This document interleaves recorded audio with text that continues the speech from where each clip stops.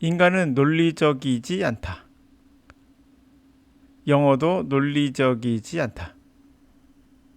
그래서 영어는 귀납식으로 배워야 한다.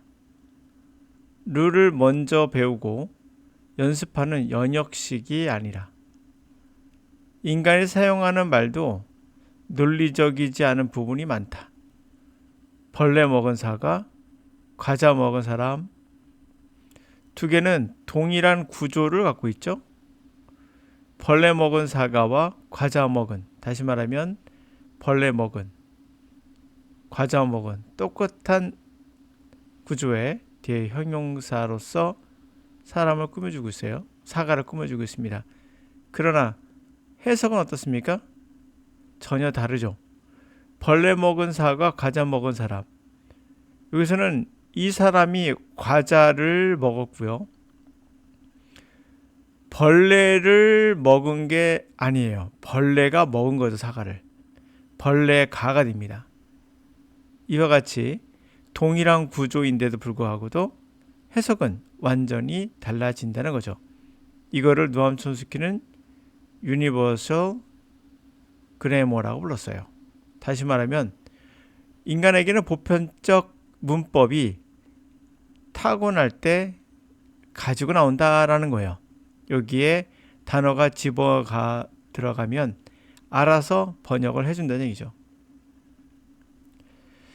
자, 지금 나오는 문장은 철학적인 또는 전문어가 많기 때문에 제가 정확히 이해를 못할 수도 있습니다. Objection in natural language understanding. 자연의 언어를 이해하는 데 있어서, 언어를 이해하는 데 있어서의 objection. 이게 상정 논법이라고 하더라고요. 예를 들어서 비가 와요. 비가 오면, 비가 왔다. 땅이 젖는다 라고 하면 이 전제, 비가 온다, 땅이 젖는다, 이런 형식으로 이제 논리가 구성이 되잖아요. 근데 거꾸로 보면 땅이 젖었다. 왜? 이유가 뭘까? 비가 왔나 봐. 이게 결론이 되겠죠. 그러나 비가 오지 않아도 땅은 젖을 수가 있거든요. 누가 물을 뿌렸다든지, 비가 아니라 물을 뿌리거나 눈이 녹거나 여러 가지 경우 수 있겠죠. 이렇게 전제가 오케이, 맞아도 결과는 비논리적으로 틀릴 수 있다는 거예요. 전제가 맞으면 결과도 맞다. 이게 연역법이죠. 그래서 여러분들이 문법을 배우는 거예요. 전제, 얘가 주어고 동사하면 이렇게 해석한다라고 전제를 해요. 그러면 모두 다 이것은 전제가 맞으니까 결과적으로 해석도 맞아야 돼요. 그러나 이것은 잘못된 거죠. 전제, 첫 번째 전제를 볼까요? 보신 대로 동일한 구조를 갖고 있어요. 벌레 먹은, 과자 먹은, 그리고 사과 사람인데도 해석이 달라진다는 거잖아요. 전제가 같아도 결과는 달라진다는 걸 일치하지 않는 걸 알 수가 있어요. 그러면 열을 배우고 있는 룰, 규칙, 발음도 마찬가지입니다. 발음도 동일한 발음이 난다 하더라도 다른 의미를 가질 수 있는 것처럼, 하여튼 이렇게 우리가 알고 있는 전제, 단어가 동일한 구조를 취한다, 소리가 같다라면 같은 의미다? 그렇지 않다는 거죠. 발음이 같아도 의미가 달라질 수 있다. 전제가 틀렸기 때문에 연음 것을 얘기합니다. 삼정논법이 그런 관점에서 뭘 상정하는 거죠. 비가 왔다. 땅이 왜 젖었지? 상정해 보는 거죠. 아, 그런 거 비가 왔지라고 상정해 보고 하는 논법이에요. 그래서 obduction인데 induction 귀납법이고요. deduction 쓸데없는 얘기 좀 하겠습니다. 그냥 넘어가세요. 모르시면. 연역법 그리고 귀납법 이 두 개에도 속하지 않는 걸 obduction이라고 그래요. 빠져나간 거죠. 우리 탈취 또는 유괴 이런 말을 쓰긴 하는데요. 자연의 언어를 이해하는 데 있어서의 obduction, 삼정론법, logic, 논리, language thought. 생각을 표현하는 언어로서의 논리. A very large body of work in AI. AI에 있어서, 인공지능에 있어서 굉장히 많은 작업이 begins with assumption. 그런 가정으로 시작합니다.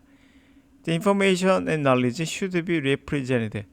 정보와 지식이라는 게 뭐해야 된다?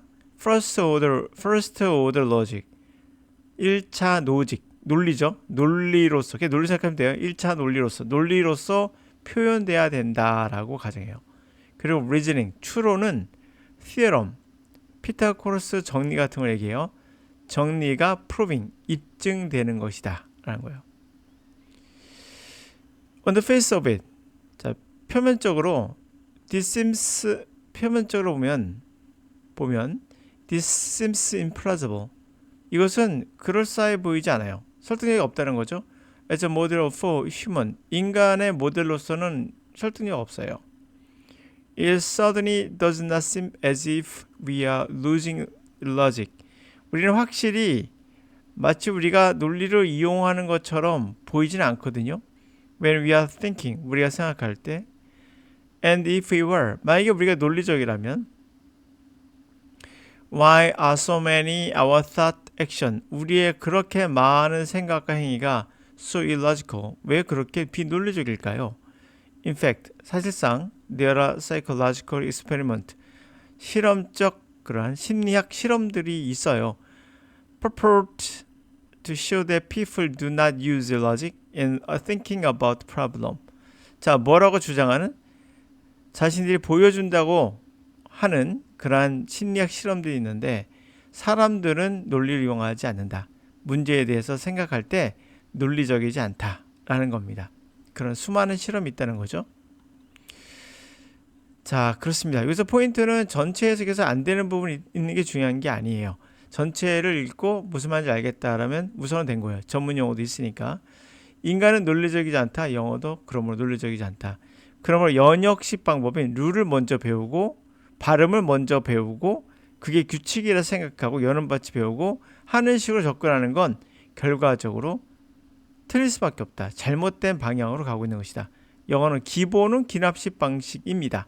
그리고 말도 안 되는 이야기지만 논리적으로 잘못될 수 있지만 어덕션도 같이 들어갑니다.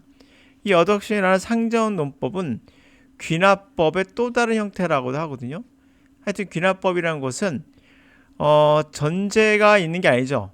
그렇죠? 어떤 상황, 사례가 있고 그 여러 사례를 통해서 핵심을 뽑아내는 거죠. 그것을 추론해내는 거예요. 뽑아내는 겁니다. 사례, 그 전제가 없습니다. 그러므로 이렇게 우리는 영어는 바로 사례를 통해서 그것의 어떤 핵심을 뽑아내는 거. 벌레 먹은 사과와 가져 먹은 사람을 한번 예로 들어보시면 이해가 될 거라 생각이 됩니다. 그것은 유니버설 그래머가 대표적이다. 이건 배울 필요가 없는 겁니다. 그러므로 문법은 나중에 말하거나 쓸 때는 어느 정도 양념으로서 필요합니다.